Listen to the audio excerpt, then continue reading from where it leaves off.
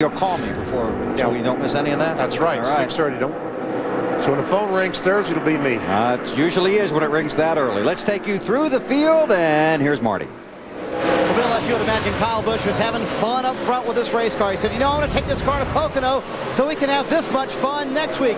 The crew called him, hey, pal, let's just take care of this week first. Kyle has had an excellent car all day long and a terrific pit crew as well. Ormond Beach, Florida. J.D. Holcomb, Whitesburg, Kentucky. DJ Richardson, Fitchburg, Massachusetts. Rick Pigeon, Fairfax, Vermont. Jason Jones, Ryan, Georgia. Josh Kirk, Chambersburg, Pennsylvania. Brad Pickens, Saluda, South Carolina. Jason Dalrymple, Concord, North Carolina. Mark Mullen, Spencer, North Carolina. The last communication with the crew to Kyle, they said, how's everything going? He said, it's all good in here. Don't worry about me, guys. Alan?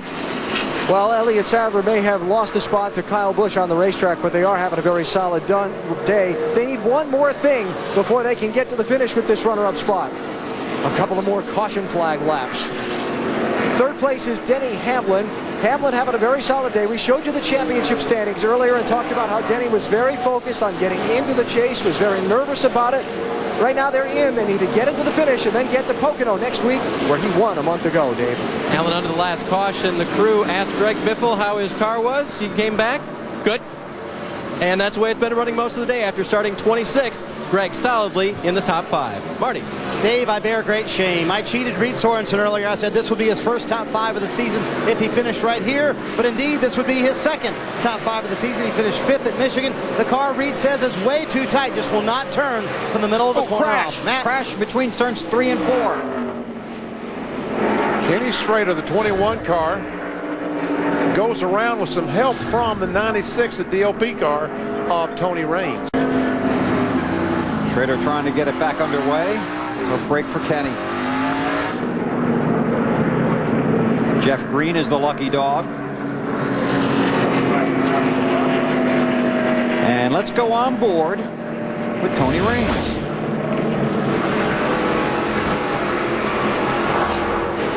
Well, there wasn't too much room in between them through that corner.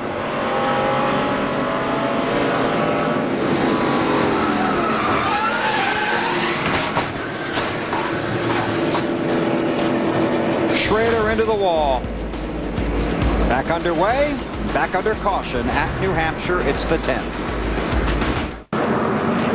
This caution could be a big benefit for Jeff Gordon. Here's why. Contact with Robbie Gordon on the racetrack. Yeah, cuts down the left front, but you look at all the ragged edges on Robbie's car. And we talked about it on the Bank of America Countdown to Green. They have a history at this track. Robbie Gordon and Jeff Gordon. Robbie all over his bumper. Jeff was very upset about it. And let Robbie know it. Robbie went on to win the race. That was in November of 2001. More on Gordon from Dave Burns. He came to pit road, Bill. They checked all 4 tires after they changed them on the 24, and the left front was full of air. So Jeff relayed to them an idea he had when he was coming down pit road. If it's not a flat tire, we've got other problems, and that appears to be the case. They don't know what it is, but that car, when it exits the corner, wants to be really, really loose, almost spin out. If the left front had been flat, he said, yeah, I would have known why, but it wasn't. Marty. Well, Kyle Busch has kept it out front. Alan, can you keep everybody else behind you and pull this win off? I think the Kellogg Chevrolet's got a good shot at it. That thing's been good all day. Kyle's done a real good job, so we're going to give them all we got, I'll guarantee that. So it's looked good so far. Car's good on the long run, so we got to keep that 38, and the 11's been coming behind us. Been praising his driver for being patient this afternoon, Alan. Tommy Baldwin is Elliott Sadler's crew chief. You've been trying to get your driver to save fuel. You have enough to make the finish now? Not right yet. We probably got another if we get another caution, I'd be probably a little bit better mood. But you know, it's amazing what clean air will do. We were sitting back 15th to 25th all day and got up to first and second there, and car is running real good. And real proud of everybody back at the shop. They worked real hard on this M&M's Ford Fusion. All right, Tommy, thanks. Coming to the green, be 29 laps to go in the Lennox Industrial Tools 300 here at New Hampshire.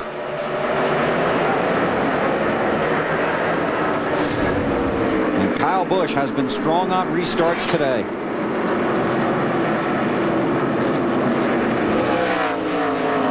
Tries to pull away from Elliott Sadler. Sadler's teammate Dale Jarrett falls in behind him. But Kevin Hamlin's going to take that position. Denny Hamlin. Denny Hamlin, thank you. Kevin Hamlin's busy with the 29 car. Yes. And no relation. Right. Jarrett, of course, not on the lead lap. There's Reed Sorensen in that 41 car just ahead of the pack. He's had a strong run today. Very strong run. This caution flag might have been bad news for Greg Biffle. It allowed that 41 to get up on the back bumper. And you're right. He has been extremely fast today.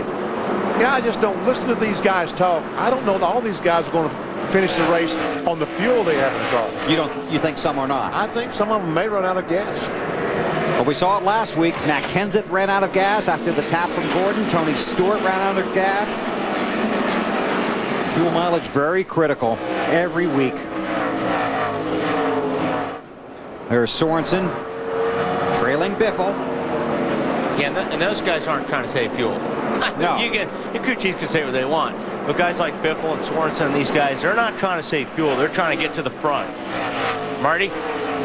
Well, Wally, I just went to check with Jimmy Elledge, crew chief for Reed Sorensen in that 41 car, and I said, can you make it all the way? He said, we're close. We may be one lap short. We're going to try and make it all the way. The problem, the car just doesn't handle very well. The car's awfully tight right now for Reed. Dave?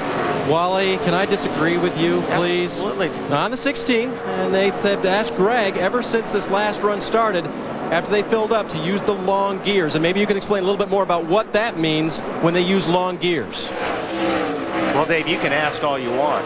That doesn't mean I'm going to do it. Will you please, Wally, explain long gears? I'll let him do that in a second. Let's check with Matt first. The two cars back there, the 6 of Mark Martin, the 48 of Jimmy Johnson, Pat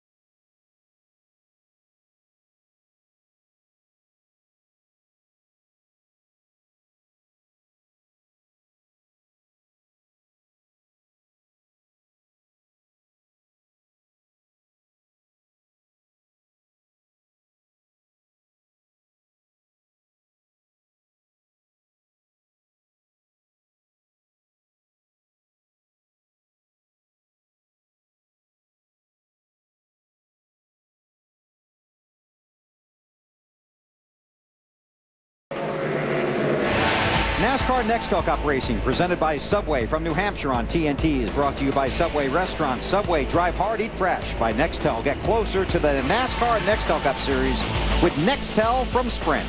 And by the Home Depot, NASCAR's home improvement warehouse. 18 laps to go. Kyle Busch, the race leader. And we have a new second place car. Denny Hamlin has taken over that second spot from Elliott Sadler, and guess what? Reed Sorensen will take over third from Elliott. So Sadler loses a couple of positions on that lap. And Busch leads by about a second and a half. And pulling away. He has led 82 laps today, clinched the 5 bonus points for leading the most laps. There's the race leader. More from Marty. You know, Bill, back at Michigan in June, Kyle Busch had a car that could probably win the race. They had a problem on pit road. The Monday after that race, Alan Gufson, the crew chief, called a team meeting. Everybody that worked for the 5 car had to be present. He said, you know what, guys, if we're going to be in the chase, we have to focus. At that point, they had fallen out of the top 10. In the races since, they haven't finished worse than 11th. This morning, he had the same meeting, said, listen, we have a car that can win this race. If each of us do our jobs and not worry about what everybody else has to do, we can win the race. Currently, they're in the lead, and as you see, this could be a huge day for the 5 team. It may be a day, in fact, that locks them into the chase. And it has been a roller coaster season for Kyle Busch.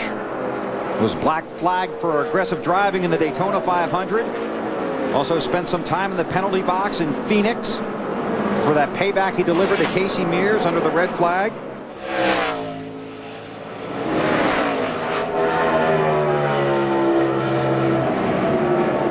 But now pulling away here in New Hampshire. With 14 to go, Denny Hamlin runs second. Then it's Sorensen, more on Hamlin from Allen. Well, Denny Hamlin's team has told him, and they're good to lap 3:02 on fuel.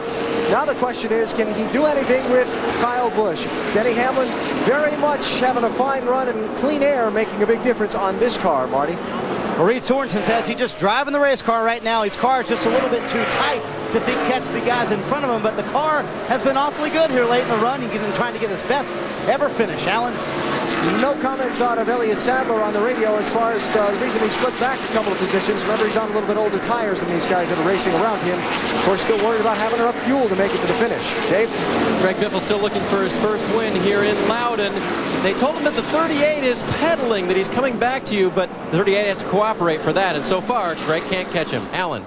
Well, Carl Edwards has talked about the fact that it has become very, very difficult to pass on this racetrack in the late going in the race. A lot of traffic that he's been mired in, coming back from 17th up to 6th. Now he's trying to see if he can pick up a top 5 finish, but he thought he was contending for a win a while ago, Matt. Mark Martin, the 6, gave up that 6th position to his teammate, the 99 of Edwards. Now he's just trying to hold on to 7th. He's trying, a little loose off the corner. The car both tight and loose, beginning to fade. Dave? They made an adjustment for Kevin Harvick early in this race that made what Todd Berrier would term as solid, a car that you can adjust a little bit either way. Unfortunately, they've been playing the track position game. He's only gotten up to 8th. Matt?